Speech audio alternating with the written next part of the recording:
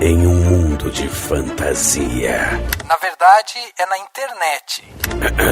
Em que os filmes são analisados. Também tem biografia, entrevista, debate, um monte de coisa, né? Sim, um podcast se destaca. Podcast Cinemação. Só no cinemação.com.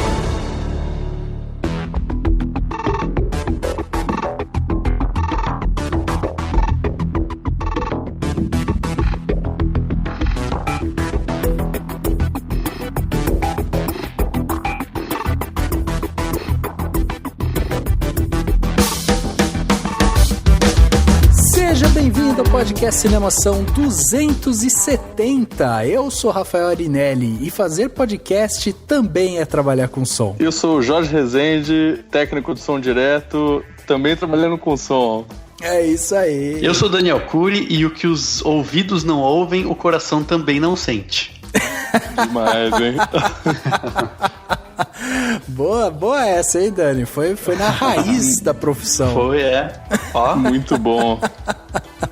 Muito bem, meus amigos, estamos hoje aqui nesse podcast 270 para fazer mais um papo aí profissional, né? Vamos explorar mais uma carreira dentro do mundo cinematográfico e uma carreira, uma profissão que é muito importante para quem tá ali sentado vendo o filme, que é o som. O que é essa pessoa que tem a responsabilidade de captar som, de verificar como é que tá o som e tal? Às vezes você entra dentro daquele cinema e aí você fala, pô, o som do cinema não tava bom. Às vezes não era o som do cinema, às vezes era um operador de áudio que não era tão bom assim.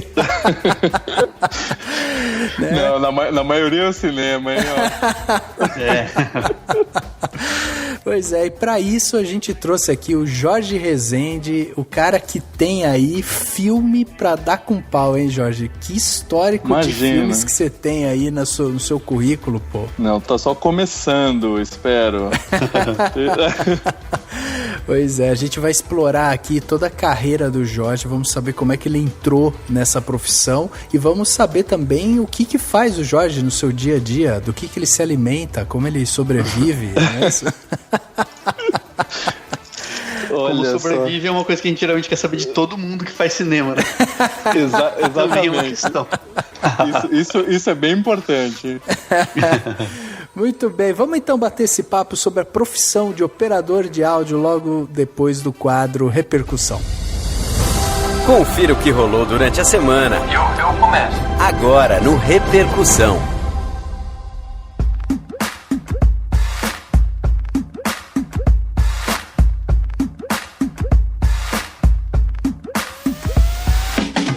Esse ano a gente tá com tudo, hein? A gente resolveu voltar com profissão, afinal de contas queremos, né, sempre desconstruir o cinema, mostrar todas as camadas dele e tal. E aí é sempre importante a gente ter o feedback de vocês. Afinal de contas, esse daqui é um podcast democrático e a gente gosta de saber se você tá gostando das nossas conversas ou não. E, né, a gente sempre traz aqui convidados gabaritados, gente que tem experiência, que já gravou grandes produções e tal. Então é muito legal receber o feedback de vocês com perguntas, com novas sugestões, né, de profissionais e tal. Então sempre muito legal isso. Então para você mandar seu feedback, envie para contato@cinemação.com ou também através das nossas redes sociais, o Facebook, o Twitter, YouTube, Instagram, tudo que você pode imaginar, nós estamos lá. E você pode encontrar a gente nessas redes sociais entrando lá no cinemação.com. Lá é onde está tudo concentrado. Lá tem todos os podcasts, todos os artigos que a gente escreve, todas as redes sociais, tudo que você procura do Cinemação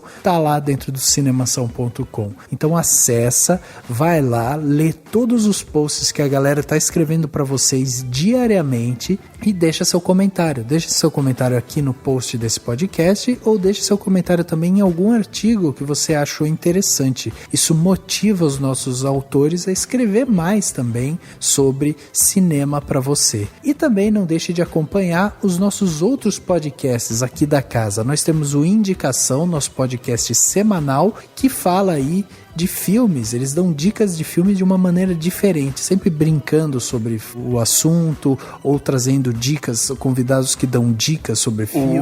O último foi maravilhoso. O último foi, não foi, Dani? Foi maravilhoso, foi perfeito. Nossa. Na verdade é o penúltimo, né? Porque essa semana vai sair um, e aí o penúltimo foi perfeito. Eu acho que foi o ápice deles, não foi? Foi o ápice porque teve filmes maravilhosos. Um convidado assim, esplendoroso. Pois é, você vai ter que ir lá descobrir qual que é, então, o penúltimo episódio. E temos também aqui o nosso podcast As Matildas, o nosso olhar feminino pro audiovisual. As meninas lançaram um episódio novo esta semana, é uma entrevista muito bacana com uma roteirista e comediante. O papo tá sensacional e você merece ir lá ouvir e aprender um pouco mais ainda sobre cinema. Então vai lá, acessa cinemação.com e entre nesse mundo do entretenimento. Para você melhorar ainda mais esse podcast que você ouve e tanto gosta, além de deixar comentário, você pode deixar o seu dinheiro. Mas calma, não é que a gente quer te roubar, a gente quer que você contribua.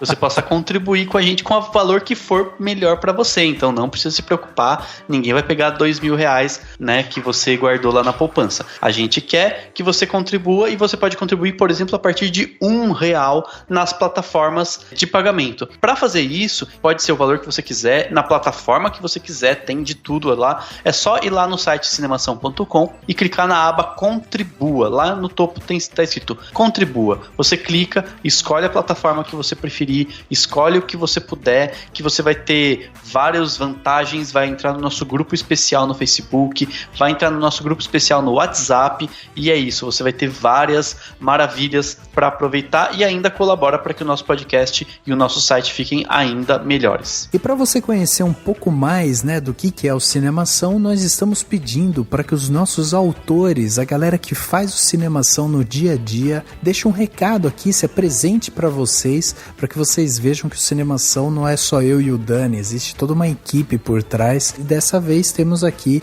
mais um recado de um autor do Cinemação. Me chamo Anderson Alves Rosa, tenho 22 anos e moro em Vitória da Conquista, na Bahia. O motivo de escrever para o Cinemação é por conseguir desconectar da distopia diária da rotina, agregando a sétima arte como um fator importante no meu dia a dia. O meu fascínio pelos detalhes técnicos tem se aguçado mais e mais com todo o convívio e experiência adquiridos por todas as mentes que envolvem esse projeto. O Cinemação tem sido a minha escola sobre cinema e o impulso da minha liberdade criativa, tanto textual quanto dos projetos mais absurdos que possam surgir. Eu escrevo para o Cinemação como etapa primária de futuras criações. Chegando aqui na parte onde as pessoas saíram dos seus armários e enviaram seus comentários aqui pra gente, temos vários comentários que chegaram durante a semana e vamos ler alguns aqui. Um deles, por exemplo, foi do Bruleão, que escreveu pra gente no podcast Cinemação 268, Um Lugar Silencioso. E ele escreveu o seguinte: como eu sou sempre o amante dos bons filmes de terror, sempre chego no cinema com a expectativa tão baixa que chega a ser rente ao chão. Um Lugar Silencioso me deixou de queixo aberto e na ponta da cadeira. Achei que ele apostou no novo, ele apostou no monstro sem mostrar tanto monstro, à lá Tubarão e Alien, e fez a gente se sentir apreensivo por um filme com uma criatura como há muito tempo a gente não se sentia. Eu apenas posso parabenizar pelo cast, pela leitura social de certas coisas que talvez eu não tenha conseguido enxergar na primeira, e espero que o Krasinski venha com outras obras tão boas ou melhores quanto essa. Foi uma grata surpresa. Um respiro dentro do mar de filmes de terror que parecem usar as mesmas muletas e mesmos enredos nos últimos anos, com a exceção de Corra, A Bruxa e Ao Cair da Noite. É isso aí, esse daí foi o comentário então do Bruleão, se deliciando com Um Lugar Silencioso. E eu tenho um comentário do último podcast, 269, porque compramos o que vemos nos filmes. A gente falou de marketing, a gente falou de umas coisas muito loucas, muito interessantes. E o Alexandre comentou uma coisa bem legal, ele falou assim: gostei demais do tema e o papo foi muito bom. Realmente é incrível o quanto gostamos de ter itens relacionados às coisas que gostamos e somos fãs. Eu mesmo tenho muitas camisetas de super-heróis e vários itens de Star Wars, né? Pijama, almofada, mini sabre de luz, chaveiro, máscara com voz modularizada do Kylo Ren. Não consigo ver os produtos nacionais vendendo tanto assim, pois não são tão personalizados. Por mais que gostemos de algum personagem da novela, da minissérie, do filme, as roupas e acessórios são muito comuns e não haveria uma identificação tão chamativa no meio do povo. E quando usamos algo de uma grande franquia ou personagem famoso, criamos um elo com outros fãs, sentimos que fazemos parte de algo e estamos integrados a uma comunidade. Isso é um fenômeno social muito interessante. Infelizmente sou um nerd pobre, então não teria a minha casa inteira decorada com itens de cultura pop, tais como quadros, tapetes, action figures, etc. Parabéns aos hosts e aos convidados que enriqueceram o debate. Parabéns ao Alexandre que contribuiu com o que a gente debateu, com uma opinião bem legal e bem sintetizadora daquilo que os fãs fazem com os itens dos filmes.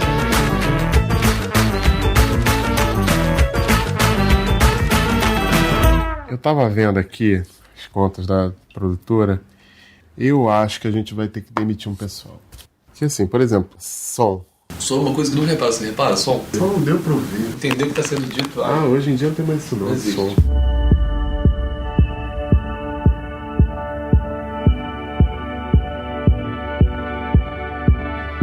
Bom, a gente tá aqui então para bater esse papo sobre operador de áudio, e para isso a gente resolveu ir atrás de uma pessoa que tinha experiência com isso. E aí a gente se depara hoje com um entrevistado que tem, né, no seu currículo aí, tem Bingo, tem Internet o Filme, Como Nossos Pais, Elis, Zoom, Carrossel, que mais, Jorge? Estação Liberdade, Os Três, Futebol Brasileiro... Nossa. Você tá lembrando melhor que eu, hein? Jean Charles, o cara trabalhou em vários longas populares. E aí a pergunta que eu te faço é a seguinte, Jorge, você é simplesmente o cara que vai lá pra escutar esses filmes? Olha, mais ou menos, né? A gente tem um trabalho muito grande desde a concepção do filme até o final, né? Eu diria que o filme ele tem 3 fases. Eu cuido muito da primeira fase, que é captação. Digo dividido em 3 porque os mais importantes são a captação, a edição e a mixagem. Uhum. O meu trabalho, exclusivamente, ele é a captação de som pro filme. Eu gero matéria-prima pros editores trabalharem. Tá, entendi. Basicamente é isso. Tá, e me diz uma coisa, você pra começar como operador de áudio e tal, você tá ali dentro do set de filmagem, você foi um cara que fez o caminho clássico, quer dizer, uma faculdade de cinema, fez contatos, começou trabalhando com curta e tal, foi subindo? Não, eu queria muito fazer uma faculdade de cinema, mas não fiz. Meu caminho foi meio louco, assim. Minha família inteira, ela veio do cinema. Meus avós vieram do cinema, assim. Minha avó, ela era laboratorista, ela revelava os negativos. Olha só. Meu avô, ele veio da Espanha, ele era o único técnico de moviola. Moviola era as mesas de montagem de filme antigamente, sim, né? Quando não, hoje em dia é tudo digital, né? Então, meus avós já trabalhavam com cinema. Minha mãe trabalhava numa das maiores produtoras de cinema do Brasil. E meu pai, ele é ainda hoje técnico de som direto também. Olha. Tem a mesma profissão. E eu comecei com 14 anos de idade, muito novo, estagiando com meu pai, né? Uhum. Na verdade, eu frequentava os estúdios desde criança, né? Eu não tinha o que fazer, eu ia lá e ficava andando de skate nos estúdios. Eu, logo com 14, 15, eu comecei a estagiar com meu pai. Eu sempre gostei de música, então com 14, eu queria comprar um contrabaixo. E pedi pro meu pai, pô, pai, você pode comprar um contrabaixo? Ele falou, não vou te dar. Ele falou, eu tenho 3 diárias de publicidade aqui, se você quiser ser meu estagiário, eu te pago tanto e você vai conseguir comprar. E aí eu trabalhei esses 3 dias com ele, era um comercial de uma esponja de aço, isso há 20 e poucos anos atrás. E aí eu me apaixonei pela profissão, fiquei louco e desde então segui essa carreira. Eu fui assistente de som, eu fui microfonista durante 12 anos e fiz alguns longas como microfonista. E eu acho que em 2006, 2007, eu comecei a virar chefe de equipe, a fazer os primeiros curtas como técnico de som, os primeiros pequenos comerciais, e assim começou. Até que eu tive, as oportunidades foram aparecendo e eu comecei a encarar projetos maiores e, enfim, foi o que foi, né? E sempre mais voltado pro set mesmo, né? Captação, algum momento você intercalou com alguma coisa mais de estúdio, de mixagem, como que Não. Eu sempre fui pro som direto mesmo, assim, bem no set de filmagem, captação total. Eu acompanho, assim, tenho muitos amigos de edição de som, de mixagem, que eu amo e acompanho bem, assim, principalmente os filmes que eu faço, né? Mas deixo pra eles, assim, eu não me especifiquei muito na captação e me profissionalizei nisso, bem no set de filmagem. A gente já fez um artigo um tempo atrás aqui, né, no Cinemação, explicando a diferença do que é um som diegético pro não diegético e tal. Quando você fala que você capta o som direto, você tá falando o quê? Dos diálogos, você tá falando da produção sonora no set? Som direto é o nome que a profissão teve, né? Quando você assiste um filme, você pode ver nos créditos, geralmente não aparece operador de áudio ou técnico de som, aparece som direto, fulano, som direto, né? Em todos os filmes, esse é o nome da profissão, né?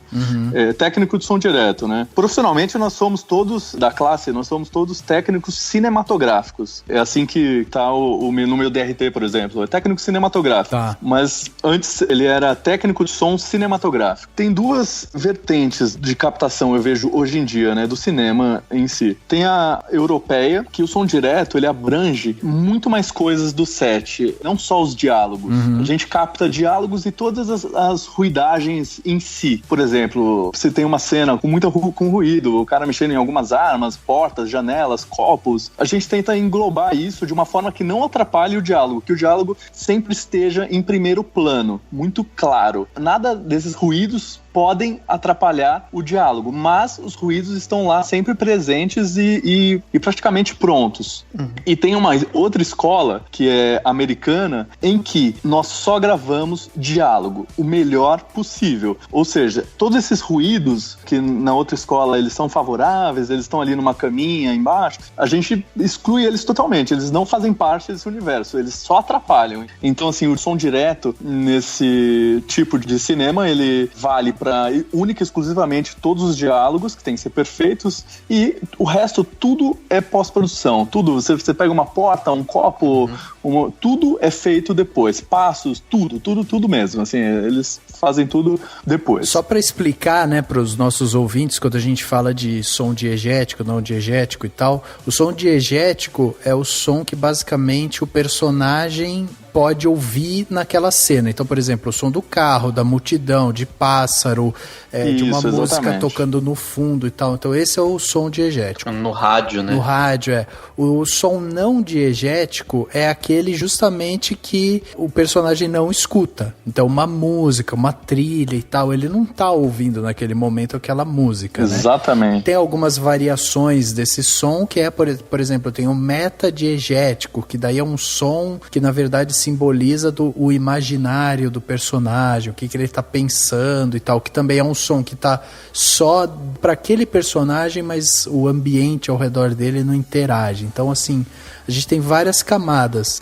Eu ia perguntar, Jorge, dessa questão de gravar os diálogos com os ruídos ou não. Existiu algum tipo de... Porque pelo menos em termos de cinema em geral, né, da produção cinematográfica no Brasil, a gente sempre espelhou muito mais na Europa, na vertente mais europeia. Só que hoje eu acho que imagino que essa vertente americana seja mais comum. Como que é essa mudança? Teve mudança ou não? Como que é? Exatamente. Eu senti uma mudança vou te falar, de uns 10 anos pra cá. Eu acho que de 10 anos pra cá, essa mudança foi muito, muito persistente. Hoje em dia, mais de 80% dos filmes que eu faço são com essa vertente americana. Ou seja, eu foco muito nos diálogos, assim, os diálogos têm que estar em canais separados, muito limpos e claros, esquecendo totalmente qualquer ruído que eles passam mais a atrapalhar do que ajudar. E uma minoria de editores, vamos dizer assim, que ainda trabalha com essa vertente europeia, eu acho. Mesmo o diálogo diálogo, porque, não sei, existe alguma porcentagem pelo menos em filmes americanos, não sei, de até os diálogos todos são redublados em cima? Como que tá funcionando isso hoje no cinema? Olha, a última vez que eu li alguma coisa sobre isso era que até 70% dos diálogos nos Estados Unidos eram dublados. Ou seja, isso aqui no Brasil não acontece, né? Se você chegar para um diretor e falar, acho que a gente vai ter que dublar 70% do filme, tipo, cabeças vão rolar, assim, é uma coisa de outro planeta, assim. Mas isso eu acho que ainda tá mudando, porque a dublagem aqui no Brasil é um bicho louco, assim, para muitos diretores, na verdade. Pro pessoal do som, não é. Enfim, eu acho que até pra edição de som, eles não veem como, tem que dublar. Não é um problema, entendeu? Às vezes é uma solução. A diferença é cultural. Nos Estados Unidos, a dublagem é uma coisa que vem com os atores já. O cara, ele tá estudando pra ser ator, ele estuda como dublar, entendeu? Aqui ainda não. Aqui não tem esse estudo ainda, porque a dublagem ela pode ajudar muito, ajudar a melhorar uma cena. Por exemplo, qual foi o filme agora? Eles estavam fazendo a edição do filme do Babenco, um filme que ele fez com o Raul Julia. E aí eles estavam lá na sala de mixagem, o Babenco anotando o que ele achava que ia dublar, e os atores americanos, o que eles iam dublar. Então, assim, no final o diretor tinha 5 linhas do que ele queria dublar, e os atores tinham 3 páginas, 4 páginas que eles queriam dublar. E o cara falou, mas o som tá ótimo, por que vocês querem dublar? E ele falou, não, nós queremos para melhorar nossa interpretação, entendeu? Então não é, a dublagem hoje em dia não é só pra, o som está ruim, vamos dublar. Não é uma ferramenta pro ator, quando ele sabe usar, entendeu? Ele tá ali, às vezes ele não deu tudo na cena que ele podia dar, e dublando, ele pode chegar além naquela cena, entendeu? Isso ainda falta um pouco aqui. Aqui ainda tem essa mentalidade de o dublar é pra consertar o som que deu errado, vamos tentar ajudar, enfim. E parte dos atores que eles também pensam assim, né? Os atores, chega pra dublar, o cara fala, putz, faz 1 ano que eu fiz esse personagem, eu não consigo mais chegar nesse cara aí, entendeu? E aí, não tem jeito, entendeu? É engraçado, isso porque é o que acontece aqui. Esse exemplo que você deu do Babenco com o Raul Julia, o filme que eles fizeram, não sei se foi esse, mas foi O Beijo da Mulher-Aranha. Foi, né? esse mesmo. Um filme de 85, quer dizer, é realmente muito cultural isso, né? É muito cultural, Mas, eu acho, é o que eu falei, eu acho que nesses últimos 10 anos já mudamos muito, já estamos em outro patamar, assim, eu acho que só tem a melhorar isso. Tá? Mas, por exemplo, vamos supor que chega lá num filme por algum motivo, só a título da gente imaginar, tá, assim, vão fazer tudo depois, vai ter todo o foley, toda a produção de ruído, tudo vai ser depois, inclusive os diálogos. Daí você não vai trabalhar lá no set, você vai poder fazer, você vai trabalhar só em outro momento, ou você vai perder o emprego, como que vai ser o que você disse, assim, a gente gravou os diálogos já? Ou... não, eu tô pensando assim, imagina que em algum filme vai ser feito um filme que nada do som do set vai ser precisar captar, porque vai ser redublado e vai ser tudo Não, eu acho que não perdi o emprego, eu acho. Porque aí precisaria de uma coisa que chama som guia, entendeu? Então alguém tem que registrar o som que aconteceu naquele momento, até pra servir de guia, pra se reconstruir todo esse som depois. Aqui, meu pai conta uma história muito boa. O primeiro longa que ele fez, eu acho que nos anos 70, 74 mais ou menos, ele me falou que ele conta que ele não fez som direto, ele fez som guia. Por quê? Porque eles dublavam tudo depois. O som direto não valia. Não lembro o porquê. Se a pós não era tão eficiente, ou se era uma estética mesmo que o Brasil tinha de dublar o filme. E a gente achava que o som era ruim, né? Você via aquele dublado dos filmes dos anos 70, você achava, né? Era até engraçado, né? Mas é isso. Então eu acho que eu seria, voltando ali a pergunta, eu acho que nessa hipótese, eu acho que eu não ficaria desempregado. Acho que eu gravaria um som guia, um ótimo som guia pra reconstrução desse som na pós. Agora sim, Jorge, a gente gente tá falando justamente dessa parte de som, né, do som ser captado ali no set e tal, e da redoblagem, né, e tralala, mas o seu trabalho também consiste na criação de som, porque, assim, a gente tem aquelas imagens na internet e tal, da galera indo para um estúdio, catando uma folha de metálica para fazer trovão e, sabe, fazendo barulho da porta. Isso é equipe de Foley, né? É a equipe de edição ali do meio, né? Eles que recriam tudo. E o técnico de som, ele participa muito do nascimento da coisa ali, sabe? Ele tá ali desde o início, escolhendo as melhores locações, resolvendo os problemas iniciais, né? Por exemplo, vamos filmar temos uma cena muito intimista que se passa nessa avenida aqui, só que essa avenida tem um terminal de ônibus. E os dois atores, eles sussurram, entendeu? Daí a gente, puta, então vamos, dá pra gente mudar esse terminal de ônibus de lugar, ou o horário, vamos filmar no domingo, porque tem menos fluxo de ônibus. Então, assim, é uma matemática que a gente começa ali a montar antes do filme, pra quando chegar no dia de filmar, você tá mais protegido de todos os problemas que podem acontecer. É óbvio que vão surgir novos problemas, mas você já antecipou 20 no máximo, no mínimo ali, entendeu? Eu tava vendo aqui as contas da produtora, eu acho que a gente vai ter que demitir um pessoal. Que assim, por exemplo, som. Som é uma coisa que nunca repara. Você repara, som? Só não deu pra ouvir. Entender o que tá sendo dito. Hoje em dia não tem mais isso não. Existe. Som.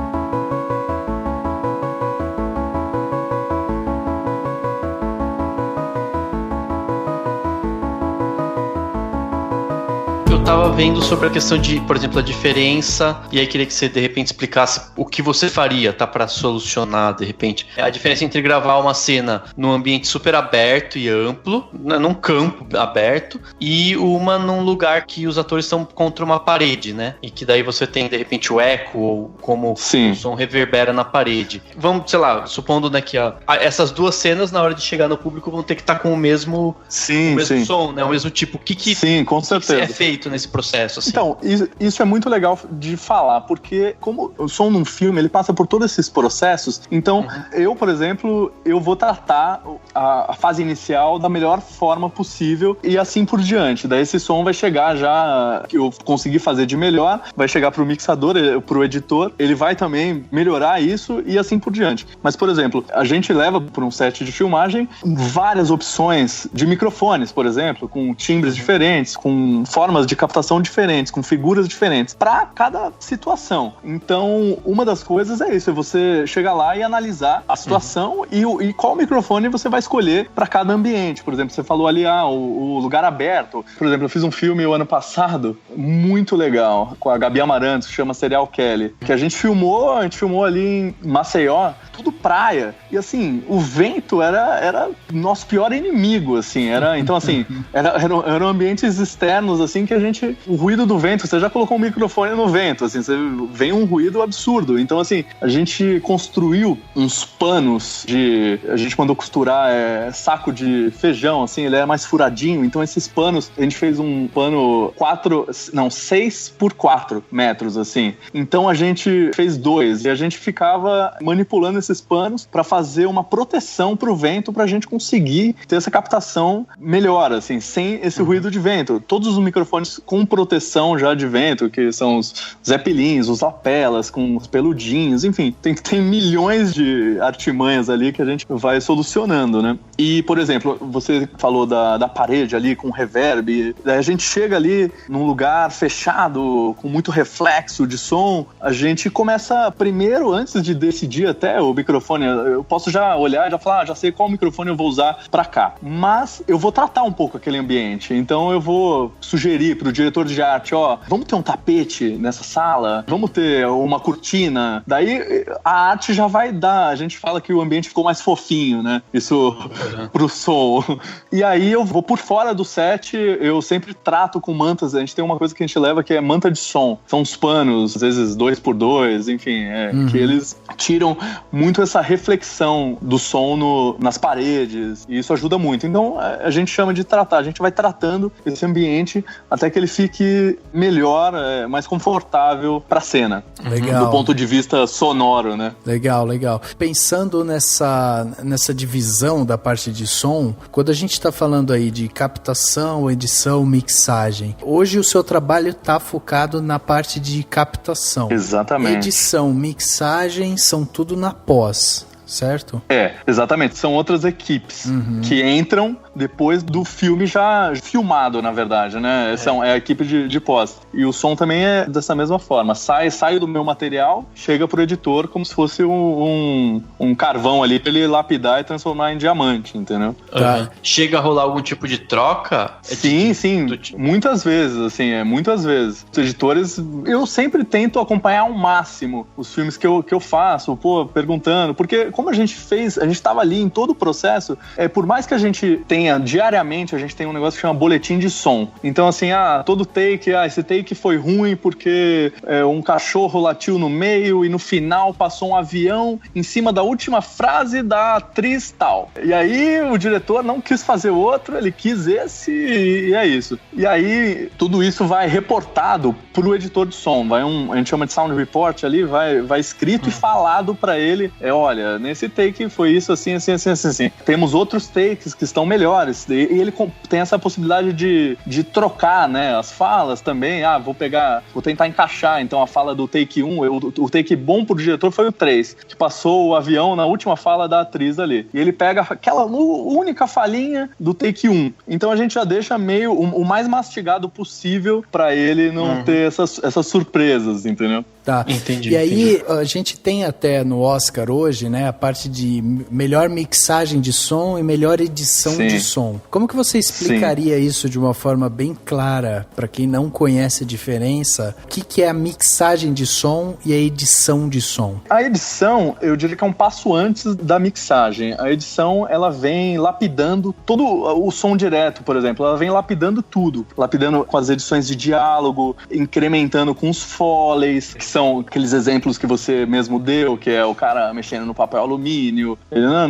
A edição de som é todo esse processo. E tem outras partes do filme com relação ao som, que, por exemplo, vem a gravação das trilhas originais, né, que vem as músicas, até as trilhas já prontas. E aí, isso entra tudo na mixagem. A mixagem, que é o último passo do som do filme, é onde ele vai pegar todos esses sons que estão já editados, colocar trilha, e o mixar é ajustar todos esses... eu quero que a voz nessa cena esteja mais em primeiro plano e a música mais de fundo. E agora a música sobe e arrebenta o pau, entendeu? Então tudo isso é na mixagem. Então são coisas bem distintas, né? Por exemplo, a mixagem, a gente teve, por exemplo, em 2016 o vencedor foi Mad Max, em 2017 foi aquele filme... reassisti ontem, cara, Mad Max, lembrando desse Oscar, cara. Eu sou louco pelo som desse filme. E é um filme com muito pouco diálogo. O Mad Max tem muito pouco diálogo, mas o som é incrível, porque a mix do filme é incrível. Os sons que os caras tiram. E eu fiquei assistindo ontem, por coincidência, eu tava buscando um monte de making-off do Mad Max. Tava buscando um monte de making-off, só cena de carro, não sei o quê. Eu não vi um técnico de som direto no set, nas cenas de... Porque eu só vi cenas de carro, e os sons eram... Eu lembro até que tinha um som, isso vai ser um ótimo exemplo. Tem uma cena que tem um carro com um cara que toca uma guitarra, assim. Isso. E a guitarra do cara tem um lança-chamas na ponta. Isso. E é muito legal que ele faz um som com a guitarra e no filme é lindo esse som, não sei o quê. E aí no making off, quando sai essa labareda de fogo, o som é tipo uma explosão, faz... É um som feio, horrível. Que isso é óbvio que não está no filme. Então, esse é um exemplo clássico ali de que o som, a mix desse filme foi muito mais importante do que qualquer outra coisa, porque ali eles resolveram todos os problemas ali. Eu acho que o som direto foi muito pouco ali daquele filme, porque realmente não tinha muita coisa pra se fazer. E o som verdadeiro é feio ali, o som dos carros, é tudo, você vê que é tudo foley, é tudo pós, assim.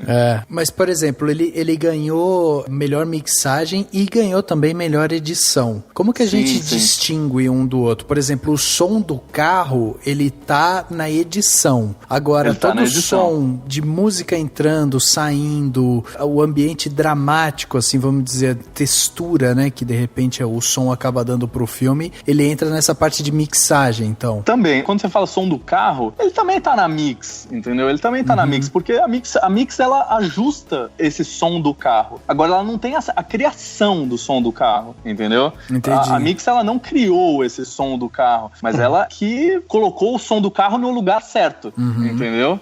Ela colocou ele no lugar, ela colocou ele no tom certo, no lugar certo. Então, a mix, ela tem essa criatividade de dar o brilho final, entendeu? Entendi. A edição fez aquele trabalho incrível, tem aquele diamante, e a mix vai lá e dá aquela polida final que vai brilhar muito, entendeu? Ou seja, ela colocou tudo no lugar certo, nos volumes certos, para aquilo soar na melhor forma possível na sala de cinema. Tá. E é legal como dá pra perceber isso na escolha do diretor, né? Assim, eu tava vendo algumas coisas, né, pra gravar esse podcast, e aí eu tava relembrando de como o filme Interestelar, do Nolan, ele tem alguns momentos em que você não entende direito o que as pessoas estão falando, porque a música tá lá no alto. E dizem que foi uma escolha dele, né? Ele quis que a música ficasse alta, então muita gente pode ter reclamado, falando, não, a mixagem não tá muito boa, mas na verdade foi uma escolha, né? É uma intenção, exatamente, é uma intenção. Isso é o mais legal. Quando incomoda e você acha que é um problema, e não é tudo intencional. Isso já deu certo, porque causou o que queria causar, né? As pessoas ficaram incomodou, né? Isso é demais, isso é genial, é genial. Sim, sim. E tem filmes, por exemplo, um que eu já citei até em vários momentos, O Som ao Redor, né, no filme brasileiro, ele, como diz o nome, né, ele é pra mostrar o som da vizinhança e tal, então esse som também é bem valorizado, né, no sentido de você tá lá, a moça tá falando alguma coisa, mas tá ouvindo que tem gente, carro passando, que tem passarinho e pessoas abrindo o portão, mas é porque tem que ter, né, naquele filme. Exatamente. Eu não conheço pessoalmente o técnico de som desse filme, mas é demais, cara, é demais essa história, como ele conseguiu contar, né, e o filme pede muito isso, né, isso realmente eu acho que definiram isso já no início do filme, com ele.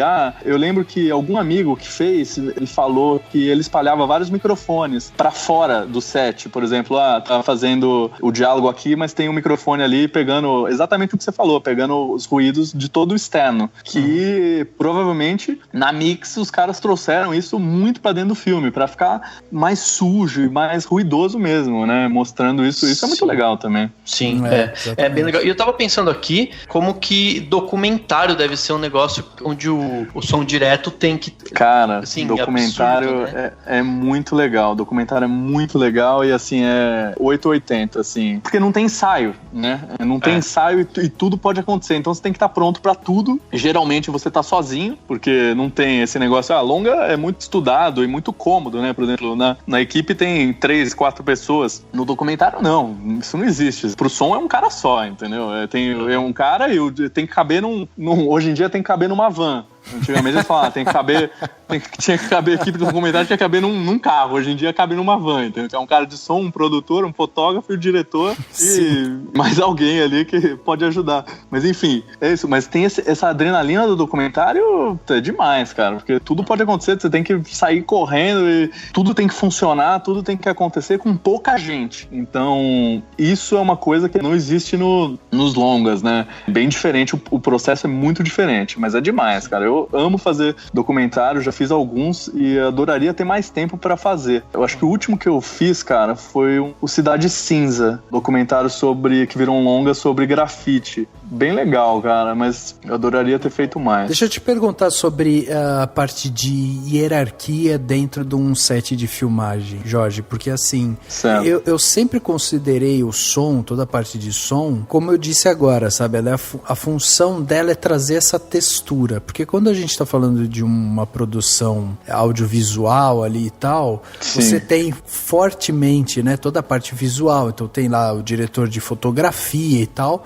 mas você não escuta, por exemplo, num set de filmagem falar, o diretor sonoro, sabe, assim? Sim. É sempre o técnico de som, é sempre o operador de áudio, alguma coisa assim. É verdade. Então eu ia te perguntar a questão hierárquica, porque a gente fez o nosso último podcast aqui sobre sobre profissão, a gente trouxe aqui, falamos sobre o operador de câmera. E ele tá logo abaixo ali, né, do diretor de fotografia. Do fotógrafo. Ele precisa estar o tempo todo conversando com esse fotógrafo e tal, pra ver, né, como é que vai ser. E é óbvio que o diretor, como a grande mente criativa, tá ali por trás. Você, no seu caso, como operador de áudio, você fica com mais contato com quem? A quem você precisa se reportar pra dizer se deu certo, errado? Pra dizer se deu certo ou errado, eu me reporto direto, na maioria das vezes, ao diretor, né? Ah, legal. Meu papo é muito reto e um canal direto com ele.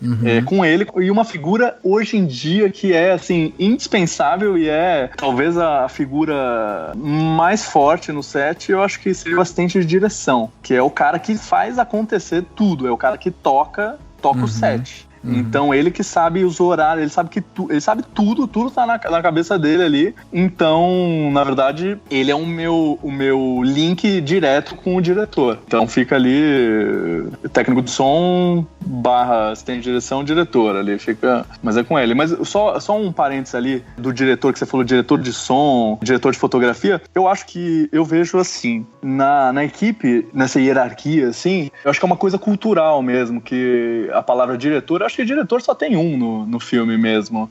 Diretor de fotografia, eu acho que adota esse nome porque ele tem uma equipe muito grande pra dirigir. Dentro da equipe tem uma equipe gigante que só se reporta a ele. Por isso que eu acho diretor de fotografia, porque tem equipe de câmera, tem equipe de elétrica, equipe de maquinária, que se reporta só a ele. Então ele realmente dirige uma equipe gigante dentro de uma equipe gigante. Diretor de arte, por exemplo, ele também é diretor de arte porque ele dirige uma equipe gigantesca. Tem uma galera que... Então são equipes gigantes, são departamentos. O departamento de fotografia de um filme engloba muitas equipes. Elétrica, maquinária, câmera, posso até estar esquecendo de alguma, mas arte também, um monte. E o som não, o som, a equipe de som ali simples e compacta e de 3 a 4 pessoas. Eu já fiz filme com 5, assim, mas é muito difícil ter 5 pessoas na equipe. Entendi. Muito difícil. E aí diz pra gente, então, quem são essas pessoas? Você como técnico de som, que vai orquestrar, então, essas outras 4 pessoas, mas você falou que já trabalhou como muitos anos, né, como microfonista e tal. Quem mais que tem ali uma equipe básica, assim? Então, a minha equipe, por exemplo, ela consiste basicamente em 4 pessoas. Na escala da pirâmide é o técnico de som, depois vem o primeiro microfonista, o segundo microfonista, assistente e o motorista. Eu falo o motorista porque o motorista, pra mim, é parte fundamental da minha equipe. Ele sabe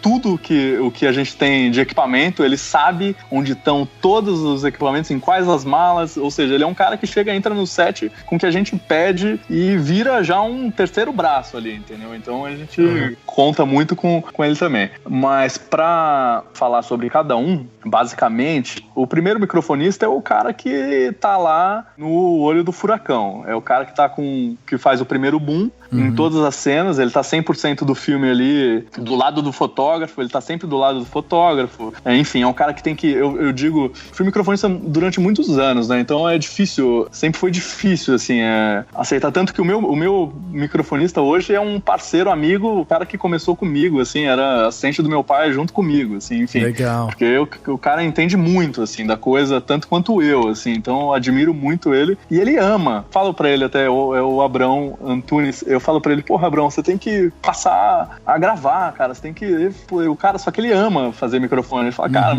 eu amo isso aqui, pra mim eu quero fazer isso o resto da vida. Legal. Ele não quer saber. Mas enfim, esse é o primeiro microfonista, essa pessoa, esse cara que tem todos os eixos dos booms ali, depende muito dele, né? Ele é o cara que tá ali dando a cara com o ator ali. O segundo microfonista é o cara que faz um segundo boom, por exemplo. Tem uma cena que a gente precisa entrar com um segundo boom, e tem filmes que a gente tem 2 booms o tempo todo. Então, esses booms ficam operando em todas as cenas. Hoje em dia, a maioria dos filmes são 2 câmeras, né? Então, é muito difícil isso. Depois a gente pode até falar sobre isso, que é legal. Mas o segundo microfonista, ele também é responsável pelos lapelas. Ele cuida do microfone dos sem fios.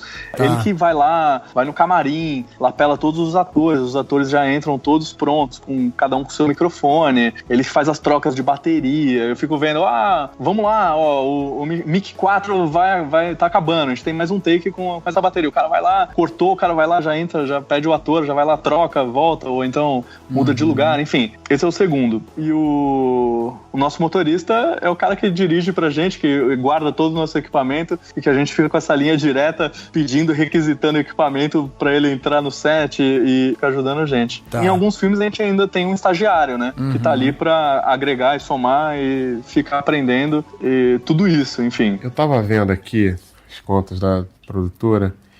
Eu acho que a gente vai ter que demitir um pessoal. Que assim, por exemplo, som.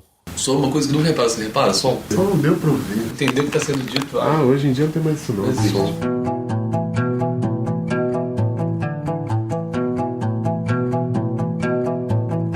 Então, o microfonista, o primeiro microfonista, segundo microfonista, o motorista que faz essa parte técnica de ficar trazendo as coisas para vocês e o técnico de som em si, que é o cara que vai monitorar tudo que tá rolando. Exatamente, é o cara, daí o técnico de som é o chefe de equipe do departamento e é o cara que realmente grava, é o cara que tem a responsabilidade total ali, é o cara que tá ali com todos os ouvidos em todos os microfones, sem deixar passar nada, enfim, tentando fazer a melhor captação possível. É o cara que vai analisar a cena, é o cara que vai delegar. Eu, por exemplo, tenho uma relação muito aberta com o meu microfonista. Gosto muito de ouvir também, entendeu? Até pela escolha de parceria que eu tenho com ele. O cara que eu escolhi é um cara em quem eu confio. Sim. Eu gosto muito de ouvi-lo, porque eu acho que ele sabe tão bem quanto eu o que ele pode dar de melhor ali em cada cena. Então, eu já sei o que eu quero dele, pra aquela cena. Então, às vezes ele me traz uma coisa melhor do que eu acho, entendeu? Eu vou falar, eu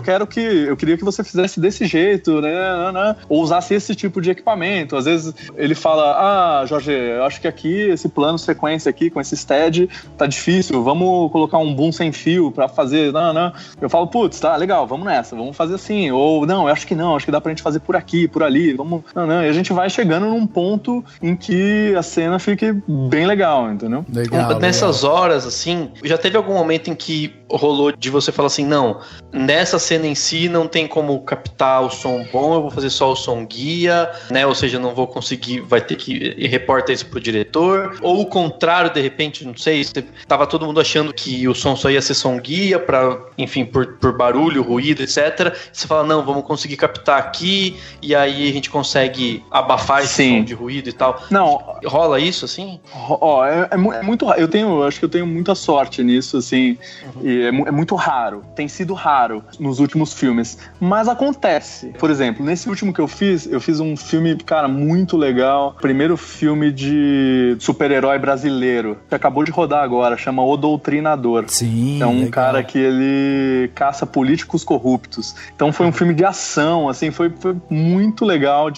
Uma experiência muito, muito nova pra mim ter feito esse filme. Foi um desafio. Por exemplo, eu lembro, teve alguma diária que tava tudo certo. A gente ia fazer uma cena com chuva e a gente tem equipamentos para fazer som direto embaixo de chuva, que são uns difusores, a gente chama de rain diffuser. Ele é um protetor pro boom, pro Zeppelin, né? Que ele tira o ruído das gotas que batem no microfone. Então a gente tava tudo certo, preparado. A gente já fez milhares de cenas de diálogo em chuva, protegemos os lapelas, tudo certo. Na visita de locação, não ia ter nada, nenhum ruído naquela rua.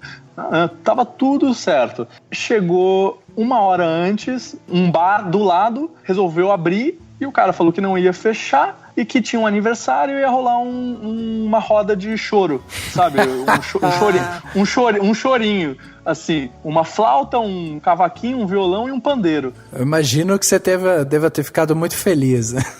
Exatamente, foi irredutível. E aí, só que assim, tudo é horário, tudo o assistente de direção, ele tá com o cronômetro ali, é tudo cronometrado. A gente tem 1 hora pra fazer essa cena, 3 horas pra fazer a outra, meia hora pra fazer a outra, então é tudo... Aí é a hora que você abre o canal, o papo ali, reto, com todo mundo, chama o produtor, chama o diretor e fala, gente, é o seguinte, temos um problema. Fugiu do nosso controle, né? E assim, a gente teve muita sorte que o chorinho, ele deu umas pausas, assim, o cara parava uns 15 minutos, e nesses 15 minutos a gente começava a rodar os diálogos. Pá, vamos rodar, vai chuva, caindo chuva ali, a gente rodando, e assim, um ou dois, 3 takes ali que rolaram com um chorinho de fundo. Só que o chorinho tava muito presente, não tinha nada a ver com o contexto daquela cena, na chuva, era uma cena bem dramática ali, e rolando um puta chorinho de fundo. Então ali foi um som guia bem explicado e para todo mundo. Enfim, nessa eu até entro em contato com o editor, já mando esse som para ele antes, para não ter nenhum susto. Ele fala, olha, se forem usar esses takes, é um som guia, a gente precisa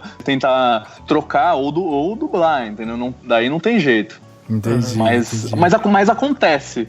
Por mais precaução que você tenha, acontece. Não tem como escapar. Mas pra mim tem sido raro, assim, é uma sorte que tem sido raro. Ô Jorge, agora você falou muito de boom. Eu preciso saber o que é um boom, senão vão achar que você também trabalha com carnaval, é percussionista, escola de samba.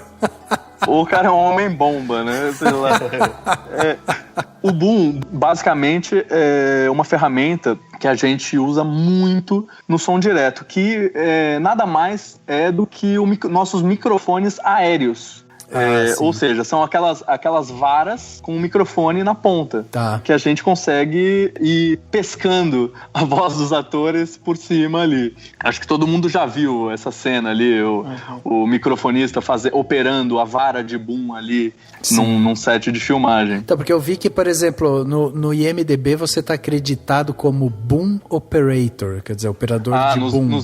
Nos meus primeiros, sim. Exatamente. Mas, na verdade, você era primeiro microfonista e você estava ali segurando essa vara justamente... Não, o primeiro microfonista, ele é um boom operator. Ele é um boom operator. Sim, exatamente a mesma coisa. A tradução pro inglês é essa. O microfonista é o operador de boom. Eu posso falar que ele é um operador de boom. Tá, e daí esse boom tá ali apontado pros atores. O microfonista, no caso, ele tá recebendo por um fone o som que ele tá captando. E aí cabe a ele ali trazer o boom mais pra perto, mais pra longe. Exatamente. Pra tentar deixar o mais nivelado possível essa captação. Exatamente. Na verdade, a palavra certa é eixo. O som tem que estar no melhor eixo possível. Então, assim, isso ele consegue com duas coisas. Com o visual, ele tem que olhar pra cena e saber... Primeiro ele tem que saber o microfone que ele tá usando. Por isso que a profissão de microfonista também é uma profissão muito complicada, que demora anos pro cara entender e absorver todas essas variantes da função. O bom microfonista, ele tem que entender muito bem de equipamento, porque ele tem que saber o que cada tipo de microfone pode trazer para ele e dar para ele. Ele tem que entender muito bem de lentes de câmera, porque o fotógrafo fala, eu tô com uma 25. Ele tem que saber o que uma 25 a 5 metros de distância tem de quadro, entendeu? Então ele tem que saber cada lente, o que cada lente tem de abertura. Ele tem que entender muito bem de luz, porque ele é o cara que pode fuder uma cena. Às vezes uma cena, um take único, pode dar uma sombra de boom ali que cabeças vão rolar, entendeu? Entendi. Então ele tem que entender muito bem de luz, ele tem que saber o posicionamento da luz, ele tem que olhar a luz que o fotógrafo fez e saber o posicionamento perfeito dele, aonde ele não vai atrapalhar. Ele tem que ser um cara... Não aparecer aquela sombra na cara do... Exatamente. E fazer musculação pra aguentar segurar, né? Negócio exatamente. Tempão, né? Não, hoje em dia eu brinco que é muito mais leve, né? Os booms são todos de fibra de carbono, os microfones, as suspensões super leves, tudo feito, hoje em dia a tecnologia pensou muito bem pra isso, mas tem tudo isso, então assim, é uma profissão muito importante, muito difícil o cara ser um bom microfonista hoje em dia, até porque o mercado tá muito diferente, né? Hoje em dia o cara é tão difícil ser um bom microfonista que ninguém mais quer ser, entendeu? O cara prefere, vou virar técnico de som logo, entendeu? Não vou... Porque é difícil, cara, você ser reconhecido no mercado como microfonista, e como bom microfonista é pior ainda, né? É muito difícil, porque é realmente muito complicado, muito difícil. E eu ia te perguntar sobre a questão dos vários canais de áudio, né? Assim, eu queria que você explicasse um pouquinho, porque você tá lá orquestrando tudo, aí vamos supor que você tem que captar, tem uma cena que tem o diálogo principal, e aí tem algum diálogo, ou uma voz, ou alguma coisa que vem mais ao fundo, assim. Na hora de captar, você tem que captar esses dois sons absolutamente iguais, para que daí lá na mix o pessoal consiga pegar esse som e afastar, ou não, você tem que já chegar com eles nesses canais de áudio devidamente, sabe assim, no volume, entre aspas, né? No jeito como eles têm que estar, assim. Cara, essa é uma pergunta muito legal, pra gente exemplificar a história um pouco do som, da entrada do multicanal, né? Hoje em dia. Antigamente, os gravadores analógicos, até o Nagra, a gente gravava em Nagra, que era uma fita de rolo. Eu passei muito pouco pelo Nagra, assim. O meu início de estágio de microfonista, eu fiz poucos filmes com o Nagra, assim. Logo depois já veio o DAT, que é o Digital Audio Tape, que era fita mesmo, só que era uma fita digital, né? Então, os gravadores DAT tinham basicamente 2 canais. Então era um L e um R. Então você queria fazer você tinha um boom que você colocava em um canal, daí você mixava os lapelas, né? Você fazia uma cena com 4 pessoas falando. Então você queria colocar 4 lapelas, por exemplo. Só que os 4 lapelas estavam em um canal só. Então o que você tinha que fazer? Você tinha que mixar isso ao vivo, entendeu? Por isso que precisava de muito ensaio, porque era um balé. Você tinha que abrir um, fechar outro, abrir o outro, naquela deixa. Então era um balé, era uma coisa, um trabalho muito bonito ali, artesanal, sabe? Do técnico de som. Era muito legal, porque a mix já ia meio pronta, entendeu? Porque o cara tinha que fazer na hora mesmo, assim. Porque ele tava mixando ao vivo, tudo em um canal ali, entendeu? E o boom tava seguro em outro canal, separado. Se o cara usasse, por exemplo, 2 booms, por exemplo, talvez ele mixaria também, às vezes, os 2 booms no outro canal. Mas isso, hoje em dia, com a vinda dos gravadores multipistas, então a gente procura gravar essa mix ao vivo, assim, praticamente não existe mais. A gente faz uma coisa que se chama mixdown. O que é? Que é uma mix no set de filmagem. Eu faço uma mix que funciona basicamente para montagem do filme. Porque vamos supor que eu grave o filme, eu use, sei lá, 12 canais, 10 canais. Não dá para todo dia ficar chegando 10 canais pro montador, entendeu? O montador vai ficar louco. Ele fala, cara, eu não preciso desses 10 canais, entendeu? Eu quero 2 para eu montar o filme, 2. Porque os outros 10 vão ser para edição de som e para mixagem. Lá que eles vão usar realmente e fazer a edição desses canais separados. Então a gente faz uma mix, que é chamada de mixdown, que serve basicamente pra gente mandar pra montagem. Então o montador recebe 2 canais. E paralelo a isso, a gente grava em todas as pistas abertas. Por exemplo, vamos usar como exemplo essa cena que você deu ali, de um diálogo rolando e outro diálogo. Se fosse antigamente, provavelmente essa mix seria aquele balé que eu exemplifiquei, ou seja, primeiro plano, ali estaria em primeiro plano, tudo que tá em primeiro plano, som com mais gás, tudo que tá em segundo plano, tem esses layers de som também, né? Tudo se dava ali. Hoje em dia, não. Hoje em dia, a gente gravaria tudo em cada pista separada, tudo o mais flat possível, com uma ótima qualidade pra se mexer depois. Pra gente dar todos esses tons, esses layers na pós. Porque tudo que a gente tenta mexer no set, depois é muito difícil da gente refazer na pós. Então, tudo que a gente consegue gravar o mais flat possível, a gente pode pintar e bordar depois, entendeu? Tá, quando você fala de canal que vocês tinham 2 canais, então o montador, quando ele recebe os arquivos todos e tal, tem lá assim, áudio, ator 1, áudio, ator 2, então são 2 arquivos separados. Então hoje em dia, a gente no mix, por exemplo, o mixdown, a gente grava um LR. A gente faz um mix de tudo. Por exemplo, se eu tô gravando hoje em dia, eu gravo com um gravador de 12 canais, Kantar X3. O primeiro é muito legal. Não sei se vocês já ouviram. Então, recém-adquirido. Eu fiz, esse filme foi o primeiro filme que eu fiz com ele. Foi demais, assim, é uma nave o negócio. É demais, assim, eu tô apaixonado, tô já querendo outro, assim. Demais. Não, é demais, assim, tô louco com um gravador, assim.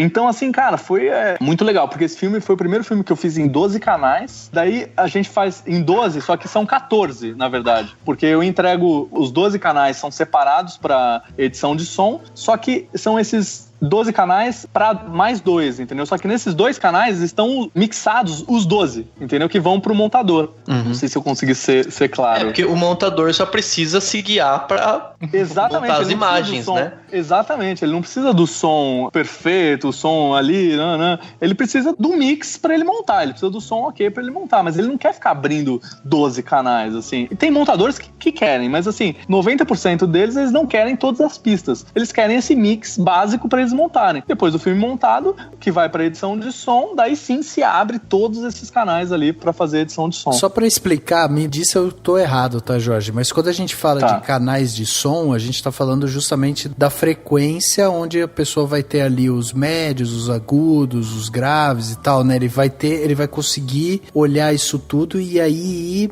mixando, que é basicamente equalizando. Mas quando eu falo canal, eu falo de pista. Tá. Por exemplo, o Boom tá em um canal, Boom 2 tá em outro canal, Tá, entendi. o Carolina tá em um, o Joãozinho tá em outro, o Adalberto em outro, a Cristiane em outro, entendeu? Cada ator tá com uma lapela em um canal só pra ele e os booms separados, entendeu? Entendi. E nesse mix tá tudo junto, tá? Eu faço a mix dos lapelas e a mix dos booms, entendeu? Tudo sincronizadinho e aí o cara só vai utilizando qual tá melhor ali e tal, entendi. Exatamente, exatamente isso. Tá. Só pra, assim, se eu processei do jeito certo, assim, se eu tô lá vendo um filme e ele tem um som surround que passa, esses canais não tem nada a ver com o surround, ou não? Não. E eu vou ter aquela sensação de que, sei lá, o cachorro latiu da esquerda e depois correu pra direita. Não necessariamente. Tá. Isso é um papo legal. Mas não tem. Esses canais, por exemplo, eu tô gravando aqui em 12 canais, por exemplo. Tem um diálogo com 10 pessoas, entendeu? Numa mesa. Eu tenho 10 lapelas, por exemplo, mais um boom e um microfone que eu plantei na mesa, por exemplo, entendeu?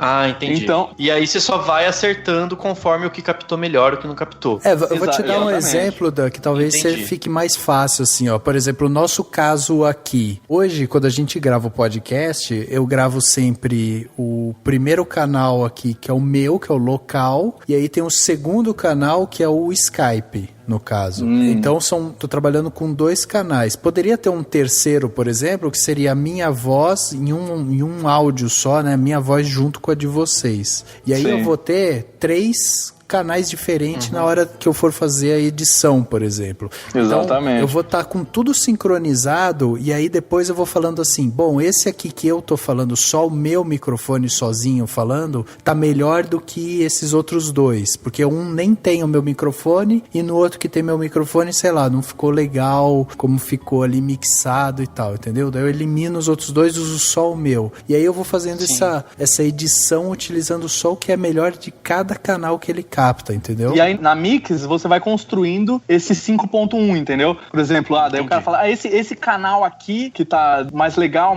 com mais pressão, eu quero que vá no centro. Esses aqui que o editor de som pôs esses efeitos, eu quero que vá pra lateral, pro surround, entendeu? Entendi. Então, desse ator que tá do lado esquerdo, eu quero que a pessoa ouça do lado esquerdo. Exatamente. E daí na mix, o cara, ele faz esse desenho do 5.1, do 7.1, entendeu? Eu tava vendo aqui as contas da produtora, eu acho que a gente vai ter que demitir um pessoal. Que assim, por exemplo, som. Só uma coisa que não repara, você repara? Som. Só não deu pra ouvir. Entendeu o que tá sendo dito? Hoje em dia não tem mais isso não. Som.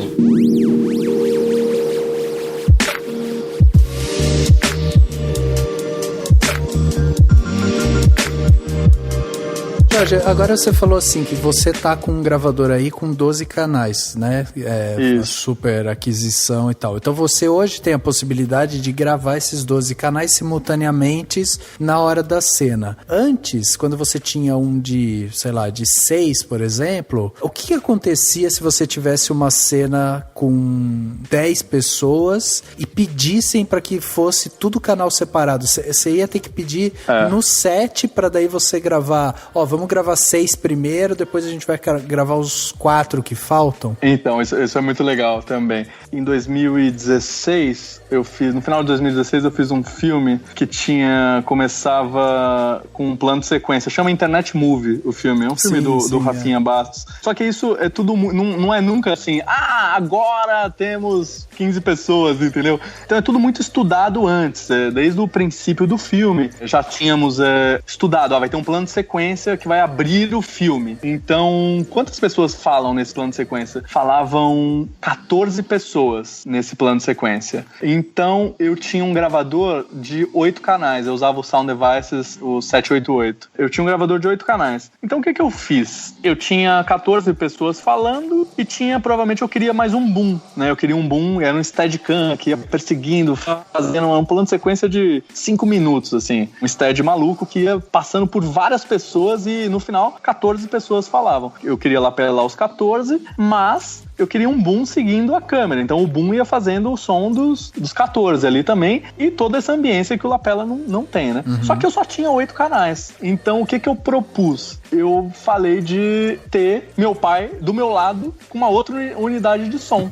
Ou seja, foi uma experiência muito legal, cara, porque eu gravei o boom mais os 7 primeiros e meu pai gravou os outros 7. Entendi. Então, assim, era muito legal. Chegava uma hora que eu começava a monitorar, né? E a gente ensaiou e foi muito legal porque a gente fez esse plano de sequência durante uma madrugada inteira. A gente chegou 6... As diárias dos filmes sempre são de 12 horas. Então a gente chega 6 da tarde, a gente sai 6 da manhã. Aí a gente começou a rodar. Era muito legal esse plano. Por quê? Porque tinha uma entrega, né? Eu lembro que eu ficava monitorando os primeiros 7 e aí o cara falava, o outro falava, eu ia monitorando cada um. E aí, quando eu tinha o meu último personagem, era tipo a entrega, eu olhava pro lado e falava, eu olhava pelo olhar e falava pro meu pai, agora é com você, brilha. E aí, ele fazia os outros 7, assim. Isso foi muito legal, foi uma experiência muito diferente. Mas isso só foi possível por quê? Porque a gente teve tempo de estudar a cena antes, fazer tudo isso antes, né? Entendi. Eu queria entrar, na verdade, nisso, que é justamente essa questão que você falou do planejamento e tal. Aí queria pensar aqui no seu dia de trabalho, né? Então, você hoje, você trabalha o seu pai junto com o seu pai, vocês têm uma empresa já com uma equipe e vocês ficam tendo contato com as produtoras ou com os diretores e aí vocês fecham um projeto, recebem o roteiro. Como que é esse dia a dia, assim? Nós ambos somos freelancers. A gente tá no mercado e a gente vai construindo uma carreira ali de filme em filme. Então, na verdade é isso. Você tem um portfólio ali, né? Por exemplo, você entra lá no IMDb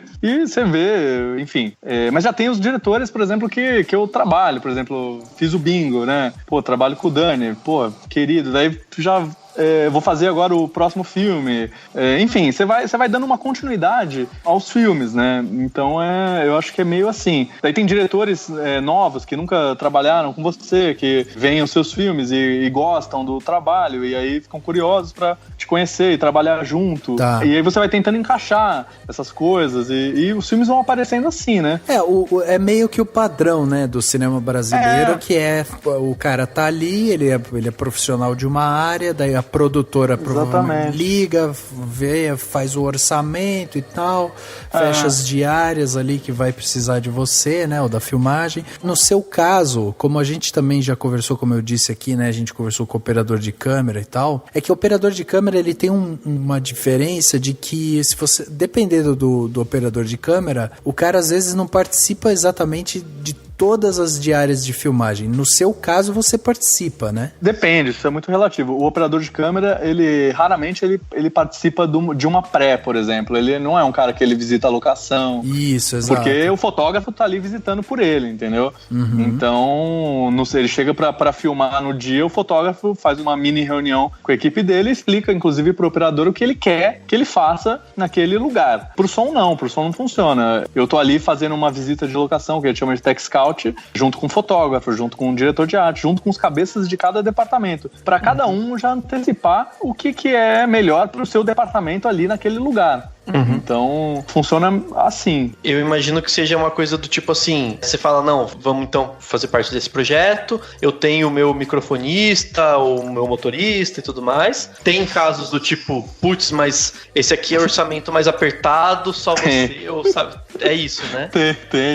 Tem. Isso é triste. Eu odiaria falar, é triste de verdade, mas tem. Mas é o seguinte, por exemplo, todo mundo a gente vai criando padrões de trabalho, né? Por exemplo, todo mundo já sabe como eu trabalho e como eu gosto de trabalhar. Então, raramente alguém me liga e fala, você vai ter que ir sozinho, entendeu? Na verdade, eu acho que ninguém nunca fez isso comigo, assim, a não ser tirando pra fazer filme publicitário, né? Que é outro esquema e é outra realidade. Mas em longa isso não existe. Ninguém vai fazer isso, assim. Embora, se alguém fizer um longa, tipo, sei lá, o cara vai fazer o próprio filme sem dinheiro, ele, não sei o quê, ele pode chegar e falar, vou fazer meu filme em 5 dias e é uma equipe documental, entendeu? E aí é outra história. Mas isso acontece. Mas geralmente, quando eu entro num filme que as pessoas não me conhecem, a primeira coisa que elas me perguntam, os produtores me perguntam é qual é meu sistema de trabalho, como eu trabalho, quem é minha equipe, como eu trabalho com ela, como eu me organizo com ela. Pra ser uma questão de organização de produção também, né? Eles têm que saber e se inclusive essa equipe tá condizente com o orçamento deles, enfim. Exato.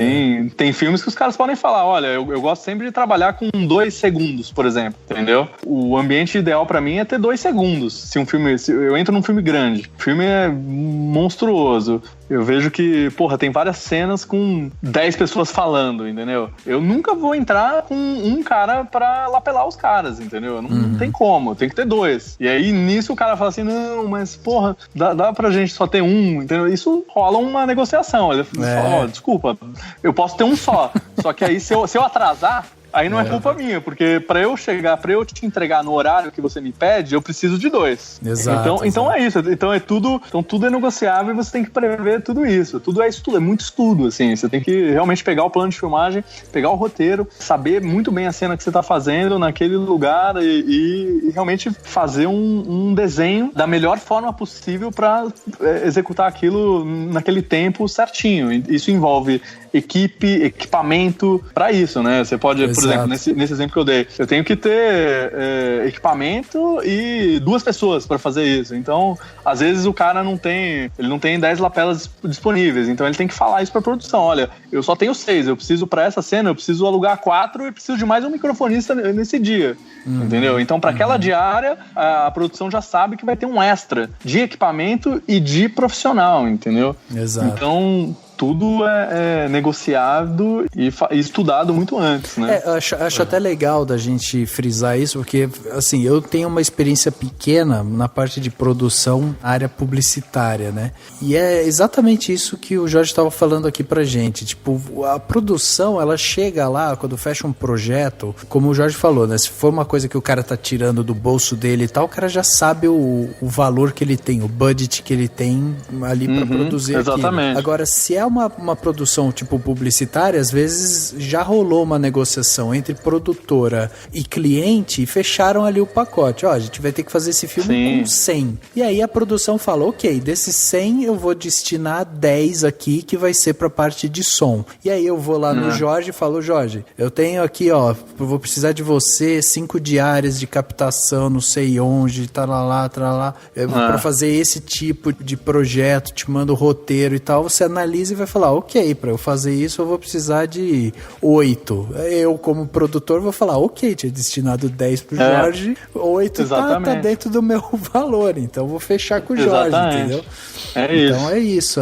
Essa parte de som, Jorge, ele é muito interessante, né? Porque a gente tem, hoje em dia também, uma parte de... tá crescendo, não sei se você vê isso no Brasil ou se você sentiu isso também de fora, que é essa questão do som sendo mais protagonista, né? A gente tinha antigamente o som entrando nos filmes apenas, né, como música e tal, depois veio o cinema falado, que foi uma coisa totalmente revolucionária para o mercado e tal, mas hoje em dia a gente consegue ver o que, até como o Dani falou, assim, esse som 360, a gente vê, saiu agora recentemente, né, o filme O Lugar Silencioso, que é um filme que tenta trabalhar com pouquíssimos sons, faz som no sentido de diálogo, né, mas ele faz muito som ambiente e tal, mas a gente tem visto o som entrar como um protagonista nos filmes. O Oscar mesmo hoje disponibiliza 2 estatuetas só para a parte de som, mixagem e edição. Então eu queria saber de você como que você vê o mercado hoje aqui no Brasil, lá fora e tal, porque você já meio que arranhou um pouco isso quando você falou que a galera tem largado um pouco mão de ser primeiro microfonista, por exemplo. Como que você vê hoje o mercado? Ele tá aquecendo, você vê que tem uma galera nova entrando com novas ideias, novos equipamentos e tal, porque é uma área muito tecnológica também, né? Sim, realmente é o que você falou, eu acho muito tecnológico. Eu acho que tá num momento de grande ascensão, tem muita gente nova entrando, porque eu acho isso incrível, fantástico, assim. Na minha época, você fazia uma reunião, tinha, sei lá, 20 pessoas, 30 pessoas, isso quando eu comecei, sei lá, com 16 anos de idade. Eram pouquíssimas pessoas. Hoje em dia, a gente tem um grupo de som direto que tem, sei lá, 150 pessoas, entendeu? Tem a maioria das pessoas eu nem conheço, mas é muito legal saber que tem tanta gente interessada em som.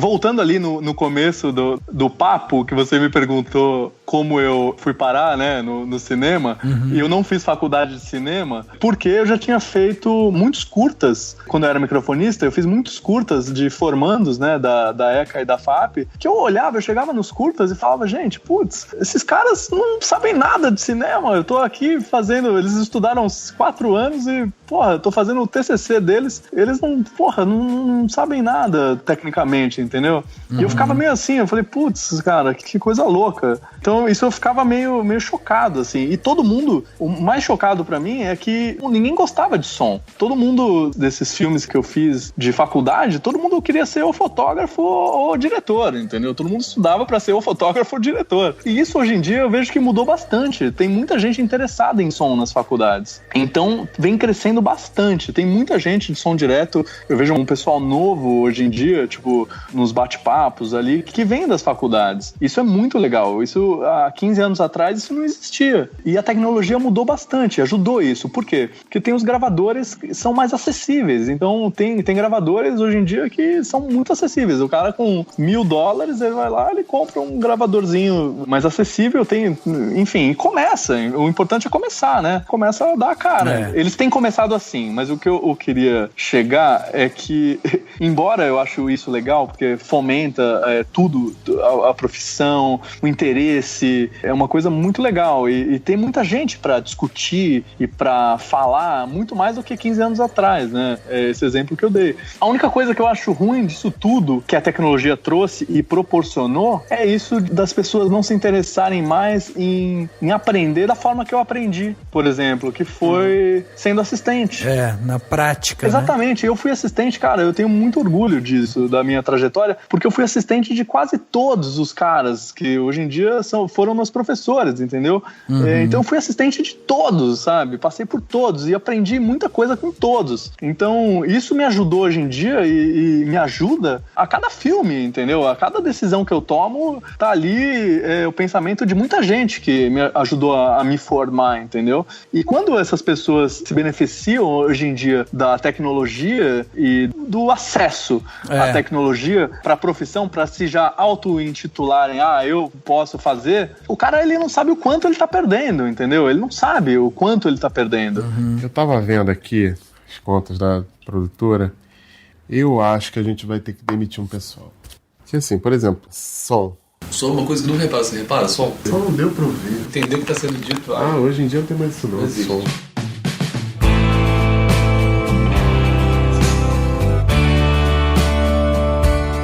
Em 2012, eu fiz um amigo ao longo da carreira, que era um cara que chegou em mim, ele não era nada, assim, ele só era apaixonado por som direto, por som, e um amigo em comum indicou, o Jorginho, vai visitar ele num set de filmagem, ele vai te falar. E aí esse cara chegou pra mim e falou, porra, cara, eu tô louco pra virar técnico de som, eu sou apaixonado por som direto, eu, estudei muito isso, eu quero fazer isso aí. E eu fiquei louco com essa paixão do cara pelo que eu fazia. E eu falei, cara, o que você precisa precisar, eu tô à sua disposição, entendeu? Que você precisar, eu posso te ajudar. Eu fiz várias reuniões com o cara, só que ele tava decidido a ser técnico de som. Ele nunca tinha falado pra mim que, enfim, queria ser microfonista ou queria não sei o quê. Enfim, tudo certo. E aí eu fiz várias reuniões com ele durante uns 2 anos, assim, a gente se encontrava e eu falava, e aí, como tá? Começa assim, começa assado, faz assim, faz assado. E ele fazendo uns filmes publicitários, alugando equipamento. Só que é muito difícil, porque a vida de microfonista, além dos, por exemplo, os meus 12 anos de microfonista, além de todo esse embasamento técnico que eu tive também os 12 anos de conhecer pessoas, imagina? Quantas pessoas eu conheci nesses 12 anos, entendeu? Que quando a primeira pessoa me deu oportunidade pra virar um chefe, que falou assim, não, o Jorge pode fazer. Depois eu até conto esse caso, mas o Jorge já pode fazer, acho que ele já está pronto. Vamos lá. Então, cara, aí tudo muda, entendeu? Exato. Mas, voltando, daí esse cara, ele só me pedia, tipo, pra dar esse auxílio, e eu falava, pô, vamos lá, pô, você vai, que legal, não sei o que, não, né? E aí, 3 anos, ele tentou durante 3 anos, e daí depois do 3º ano, ele me mandou um e-mail, cara, muito triste, assim, e-mail, cara, que era de chorar, assim, falando, porra, Jorge, muito obrigado, me agradecendo, era um e-mail de agradecimento, porra, agradeço imensamente você por tudo que você fez, por mim, eu juro que eu tentei bastante, mas tá inviável pra mim, tenho minhas contas pra pagar, e não estou conseguindo sobreviver de som direto, então eu tô desistindo de um sonho, mas obrigado por tudo, e é isso, ponto final, beleza. Aí cara, me deu um negócio que eu escrevi pra ele, eu falei assim, cara, é o seguinte, por que você não tenta agora começar direito? Ele falou, como assim? Eu falei, você não tá disposto a ser estagiário, depois segundo assistente, depois microfonista? Sei lá, talvez você passe um pouco por essas fases, mas você é microfonista, pra você realmente passar por essas coisas, não sei o que. Aí o cara falou, pô, eu acho que eu tô, cara, tô. E aí eu falei, pô, então eu vou começar um filme mês que vem, você quer fazer comigo? Aí o cara falou, pô, topo, eu quero. E aí, cara, esse cara ficou comigo, sei lá, 4 anos, entendeu? Entendi. Cara, ele voou, entendeu? Foi demais, assim, ele voou. Hoje em dia ele é um excelente microfonista, trabalha com todo mundo, entendeu? Todo mundo trabalha com ele, e ele tá começando agora a fazer som direto, entendeu? Comprou já um 788, tá não sei o quê. Só que assim, já a vida dele tá muito legal, já deu um rumo, entendeu? Já tá bacana, o cara já tá... Mas ele é um cara que ele repensou, entendeu? Essa trajetória. O que muitos não fazem hoje em dia, por tudo isso que a gente tava falando. Mas é só um parênteses ali pra exemplificar. Não, mas é verdade. Você falou da questão técnica, né? Tipo, tudo bem, é muito técnico, é muito conhecimento de equipamento e de estudar, né, essas minúcias, vamos dizer assim. Só que assim, na área de visual, né, da fotografia, a gente comenta às vezes de conhecimento artístico, né? Daquela coisa de estudar, querendo ou não, é bom ter um embasamento de, sabe, luz nas artes plásticas e tal. Sim. Existe alguma coisa nesse sentido que você recomenda, ou você acha que é importante de, sabe, não sei se de repente algo relacionado à música, sabe, assim, algo relacionado ao som nas artísticas, ou só cinema mesmo, mas grandes filmes que ajudem nesse sentido? Cara, eu acho que tudo relacionado a som que você puder respirar, vai te ajudar a ser um profissional melhor. Eu, por exemplo, o exemplo que eu dei do meu início ali, que eu queria comprar um contrabaixo, e, enfim, tudo começou com 14 anos. Depois daquelas 3 diárias que meu pai me proporcionou, eu comprei meu contrabaixo, estudei música a minha vida inteira, tive estúdio de música, fui um músico ali. A música, por exemplo, me ajudou imensamente e me ajuda total nos meus filmes hoje em dia, entendeu? Quando eu vou fazer um filme com música, eu fiz agora um filme o ano passado, eu fiz 2 filmes o ano passado, muito legais, que eram filmes musicais, assim, com muita música, em que eu usei som direto, eu gravei a música com som direto. Eu fiz um filme da Monique Gardenberg, que vai lançar agora, dia 31 de maio, chama Paraíso Perdido. Cara, depois vocês dão uma olhada no trailer no YouTube, Paraíso Perdido. Cara, esse filme foi um presente fazer, porque ele é um filme totalmente musical, assim. Zé Cabaleiro fez todas as trilhas ali. Então, cara, chegou na pré desse filme, reunião com a Monique, com o Zeca, eles falaram, gente, temos esse filme que, assim, é uma família que eles têm uma boate que tem show toda noite, e a família é Erasmo Carlos, é o pai, os filhos são Seu Jorge, Julinho Andrade, enfim, Jalu, é uma galera que canta pra caralho, entendeu? Tipo, é demais. Então, assim, cara, tinha que gravar essa família cantando várias músicas. Daí chegou, pô, como que a gente vai fazer? Vai ser playback, vai ser não sei o quê, vai ser ao vivo. Eu falei, gente, porra, pra que esse playback? Vamos fazer os caras cantar. Eles cantam muito, cara, são excelentes cantores. Vamos pra cima, vamos gravar ao vivo. E tá lá, cara, tá no filme, tá demais, entendeu? É isso. Daí a gente fez uma estrutura legal, mas assim, o que eu queria dizer com isso é que no meu caso, a música me deu um embasamento muito legal pra chegar num cantor, no Seu Jorge, por exemplo, e discutir tecnicamente música com ele, entendeu? Como que eu vou captar essa melhor forma pra isso. Então a música me ajudou muito nesse tipo de set, nesse tipo de filme. Então, o que eu disse, tudo que com relação a som, seja música ou você estudar filmes, cara, tudo vai te acrescentar ali profissionalmente, eu acho. Jorge, acho que a gente conseguiu dar um panorama muito legal da profissão, né? Principalmente dessa pessoa que trabalha com som direto aqui, como a gente explicou, né? Obviamente que ainda tem outras vertentes que a gente pode explorar, que é a parte do editor, da mixagem e tal. Mas assim, agora a gente tá sentindo realmente o que é, né? A pessoa tá dentro do set para fazer a captação do som. Eu queria que você já exemplificou aí com essa história, né? Falou também do mercado, falou dessa história da pessoa ter a vontade de ir lá, de fazer e tal, mas queria encerrar esse podcast realmente assim com uma reflexão sua a respeito da sua posição hoje, porque assim, existe aquela magia por trás de que as pessoas quando olham o cinema falam muito do diretor, falam muito do roteirista, do ator e tal, e essa galera que às vezes está ali por trás acaba às vezes não sendo lembrada pelo grande público, né? Então eu queria saber de você, assim, você é um cara que vai continuar trabalhando nessa área, é a área que você ama, ou você pretende um dia, pô, eu quero ir fazer filme fora do país e tal, como que você se vê na profissão, com os seus objetivos, o que você se planeja pra você? Cara, eu realmente amo o que eu faço, é a profissão que eu aprendi em casa, posso dizer. Oh, sem dúvida. Né? Exatamente. Aprendi em casa, enfim, amo muito o que eu faço e, cara, eu pretendo continuar até quando eu conseguir, até quando realmente conseguir estar nos sets, eu consigo, porque eu quero, na verdade, porque tem uma coisa muito legal que todo mundo acha que o cinema é muito glamour, né? Sim. Eu brinco que o cinema não tem glamour nenhum. Acordar às 6 da manhã todos os dias e voltar pra casa às 8 da noite, debaixo de chuva, filmar embaixo de chuva, filmar na lama, na selva, na neve, na areia, no calor, no frio, cara, tem que gostar muito do que faz, entendeu? Só por muito amor ao que faz, porque, cara, não é muito legal você ver o filme ali, os trabalhos excelentes, mas só quem tá lá suando a camisa sabe o quão difícil foi fazer aquilo. Mas é isso, cara. Pô, foi demais. E acho que rolou.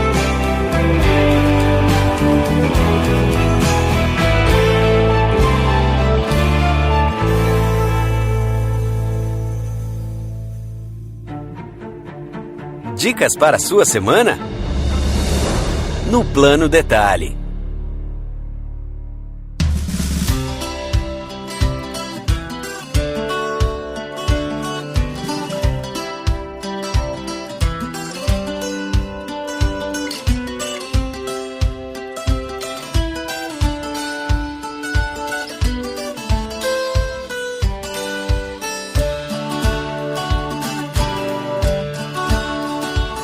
Chegando aqui ao Plano Detalhe do podcast 270, né? Aquele momento pra gente dar aquela dica pra você que ouve a gente e de repente quer aproveitar melhor sua semana com alguma coisa diferente. Vamos começar aqui então com o Plano Detalhe. Dessa vez eu vou começar, vou deixar nosso convidado pensar no Plano Detalhe e tal. Então eu vou trazer aqui um Plano Detalhe que na verdade é um Plano Detalhe até meio babaquinha da minha parte. Eu vou explicar por quê. Porque na verdade é uma dica de um restaurante, só que não é aqui, é em Buenos Aires. Porra! Então é um, né? Documentário Plano detalhe chique. Plano detalhe chique, exatamente. Na verdade, assim, pra você que nos ouve fora do país e tal, e que está, de repente, viajando por Buenos Aires e tal, tem uma região ali que se chama Porto Madeiro, uma região nobre da cidade e tal, muito, muito bonita. E ali tem um restaurante que se chama Gourmet Portenho. O restaurante é animal, assim. O mais legal deles é que você paga um valor, por exemplo, para almoçar, você paga um valor por cabeça, e aí é um valor fixo, você come à vontade, e, cara, tem de tudo lá. A gente comeu pizza, frutos do mar, comida japonesa, salada, carpaccio, massa, tudo que você pode imaginar tem. E o melhor, é uma gastronomia muito rica, assim, muito saborosa e tal. Então, tudo com aquele toque argentino. Então você pode ir lá comer um belo bife de chouriço lá no ponto, delicioso, com chimichurri em cima. Então, demais. Eu fui nesse restaurante porque eu fiz uma viagem no começo do ano. Como eu já falei aqui, fiquei anotando todos os planos, detalhes possíveis que eu poderia falar, e aí resolvi vir aqui então dar essa dica. Uma dica muito específica, mas eu acho que fica aqui registrado para quem for viajar ou quem pensar em ir para Argentina e tal, tem essa possibilidade. Esse é o meu plano detalhe de hoje. E você, Jorge, o que você trouxe aí pra gente de plano detalhe, aquela dica? Já vou te dizer que você começou a falar de equipamento, eu fui anotando aqui, porque eu faço podcast, eu falei, deixa eu ir anotando aqui, porque depois vou pesquisar isso daqui. Não, depois a gente se fala melhor, tem outras dicas de equipamento.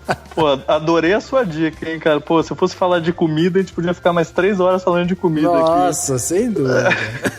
Mas, ó, eu vou dar, então, são 2 dicas.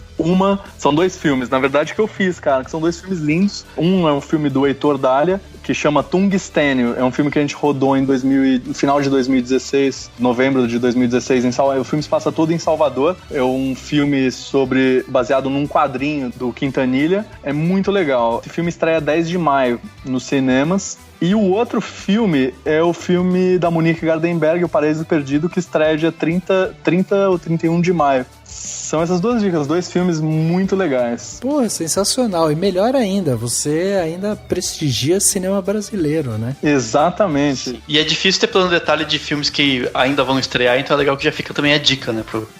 Muito legal. Pessoal, é bem legal. Exatamente. Tô a fim de ver. Eu vi o Tungstênio, umas coisas do Tungstênio e falei, putz, deve ser bem legal mesmo. Tô a fim. Cara, Tungstênio, filme lindo, cara. Filme lindo. Muito legal. Mas vou te falar aí, Dani, quando você for assistir, puxa o seu caderninho lá de crítica e presta atenção na parte do som lá, que parece que esse é o ponto forte do filme, viu? Depois vocês me falam o que vocês acharam do som. Só um parênteses. 2 filmes dificílimos tecnicamente, hein, pro som direto, hein? Por isso que quem ouviu vale a pena assistir pra realmente tirar as conclusões ali, porque foi bem difícil. Os 2, cada um com a sua pegada. O Tungstênio foi um filme tudo câmera na mão, uma grande angular. A primeira coisa que o Heitor me falou, ele falou, ó, não vai rolar boom nesse filme, porque tudo, minha lente mais fechada é uma 10, ou seja, uma grande angular que você via tudo, não podia chegar no boom, não entrava, enfim, foi um desafio muito grande. E o outro, Paraíso Perdido da Monique, é um filme totalmente musical, com as músicas gravadas ali, puta, é lindo o filme, muito legal. Que legal, que legal. E aí, Dan, o que você trouxe pra gente, então, pra fechar esse plano detalhe 270? Então, eu vou indicar um que já até rolou quase que um spoiler no último podcast, porque citaram, e daí eu falei, ixi, porque eu tava planejando terminar a série pra indicar. E apesar dela não ser perfeita, dela ser, na verdade, meio... Tem umas coisas que você fala, meu Deus do céu, por que estou assistindo isso? Mas você continua assistindo porque dá vontade de ver, é a La Casa de Papel. Demais. É divertidíssimo, assim, é muito bom, é muito bom, mas ao mesmo tempo tem umas galhofas, sabe? Você fica assim, de onde a pessoa, por que a pessoa foi fazer isso, sabe? Enfim, tem umas coisas que você começa a refletir demais, você fala, não, é meio, sabe, é meio novelão mesmo, sabe? No sentido bom e no sentido ruim em alguns momentos. Mas eu indico pras pessoas, pra quem quiser, pra quem tiver a fim de se divertir com uma série despretensiosa, de certa maneira, mas, enfim, com personagens bem interessantes. E aproveitar que tá na boca do povo, você pode conversar com todo mundo. Foi, acho que a série que não é em língua inglesa mais vista, né, da Netflix. Exatamente. Uma das mais vistas do mundo, né? né? Nos últimos tempos, pelo menos. Então achei bem legal, assim, queria deixar a indicação. E eu vou indicar também um canal no YouTube que quando eu vi, eu tava vendo vários vídeos deles e, tipo, nem teria porquê, porque eu ultimamente não tenho precisado estudar tanto o inglês. Que é um canal chamado Real English with Real Teachers. Pra quem quer aprender inglês, quem precisa estudar, tem que ter um certo nível, porque é tudo já em inglês e britânico, um pouco, né, mais avançado. Mas é muito legal, assim, porque eles conversam com as pessoas, fazem umas conversas e se zoam, sabe? São dois professores, né, de inglês que ficam se conversando e eles... Nossa, um zoam o outro, sabe? Mas ao mesmo tempo cheio de formas de coisas que eles ensinam, desde culturais até gramaticais e tudo mais. E a forma como é feito é bem diferente daquela aulinha, daquelas explicaçõezinhas. Então é uma coisa bem despojada. Eu achei bem legal quando eu vi, eu tava revisando inglês, revendo e me divertindo com esses vídeos aí. Então, pra quem quiser estudar inglês ou tá querendo melhorar aí o idioma, fica aí uma sugestão que eu achei bem legal, me diverti bastante.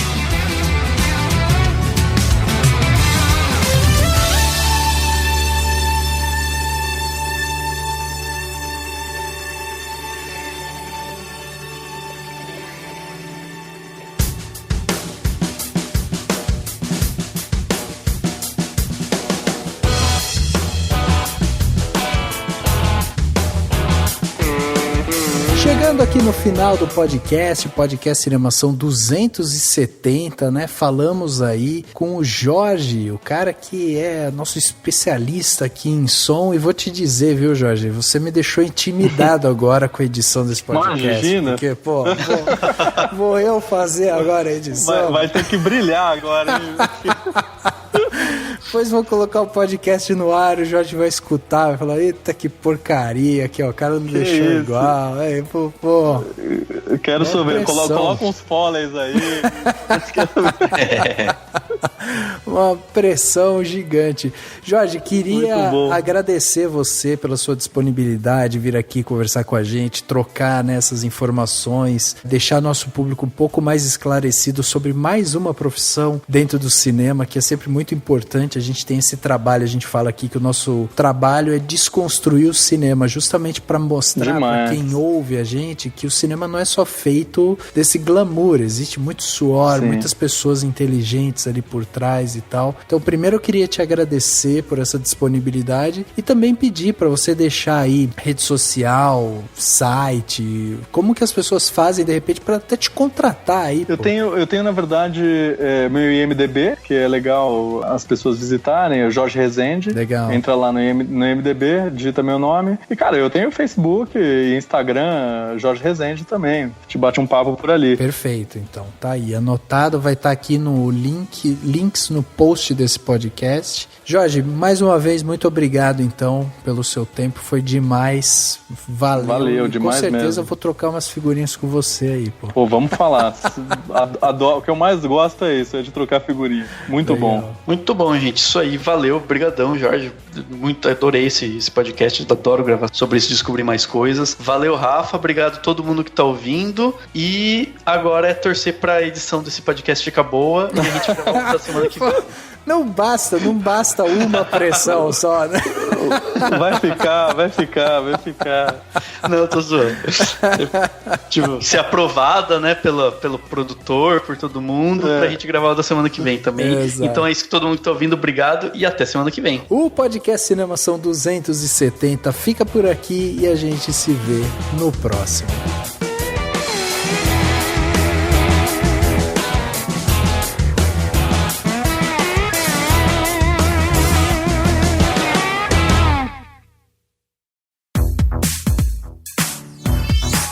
Esse podcast foi editado pela Isso Aí Design.